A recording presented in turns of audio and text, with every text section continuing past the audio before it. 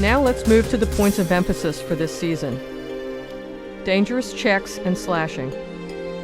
Dangerous checks, those that are uncontrolled, rough, or reckless, are major fouls that must be called by the officials.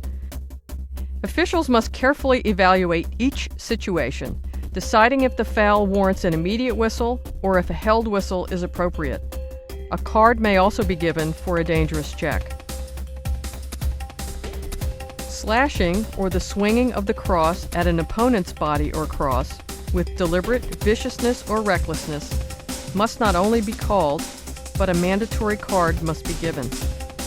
Whether the cross hits the opponent's body or cross has no bearing on the call being made and a card being given. This example is a hard, legal check from behind. The player in red is playing good legal defense, forcing her opponent to turn and change direction. As the player in white turns away, she hangs her stick, allowing the player in red to execute a legal back check. While the swing is big, her body and footwork are under control, her timing is appropriate, and no foul has occurred.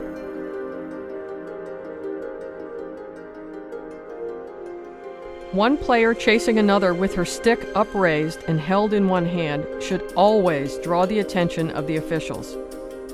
In this clip, thankfully the player in white chose not to swing, and therefore no foul occurred.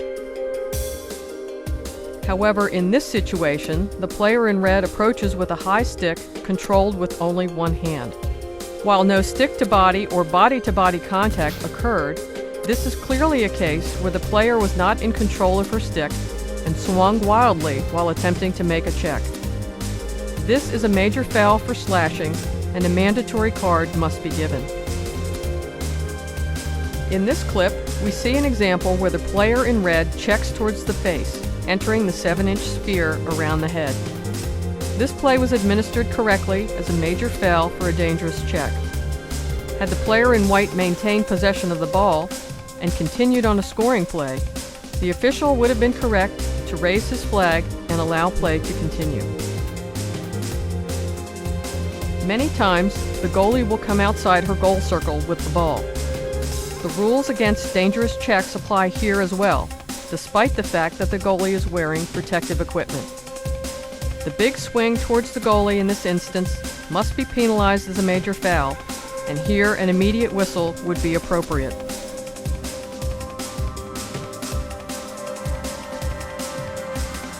Our next two examples will illustrate when it is acceptable to hold whistle on fouls for bad checks.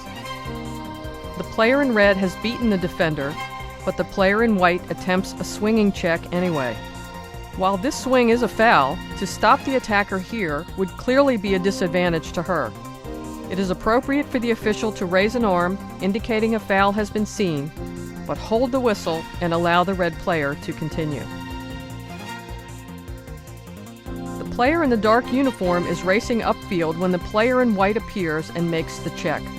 A closer look reveals the defender is too close to the head as she reaches for the check, and she also leaves her feet while making the check.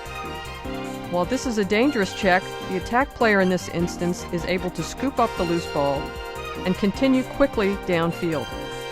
Again, this is a case where stopping the play to penalize the foul would be a clear disadvantage to the attack. We'll end this section with two examples where slashing should be called and carded. In the first clip, as the player in white begins to run upfield, the defender swings recklessly towards her head and body. The whistle should sound immediately, and the player in blue must be given a card for slashing. Here, a held whistle would not be appropriate. Had the attack been on a scoring play, the official would raise the flag, allow the play to continue, and at the end of the scoring play, the card would be given. In our final example, both defensive players could be carded. The player swinging first is off balance and reaching back as she swings recklessly towards the player in white. Her teammate, approaching from behind, slides her hands and leaves her feet while attempting an uncontrolled check. This lack of control almost causes her to fall as she misses the check. This would not be a held whistle, despite the fact that the attack player now has the advantage. Timeout must be called. Both players must be carded, and the team in blue will now play 2 players down for 3 minutes of elapsed playing time, as no substitutes will be allowed for the carded players. When play is restarted, no player from the blue team is placed 4 meters behind the player with the ball.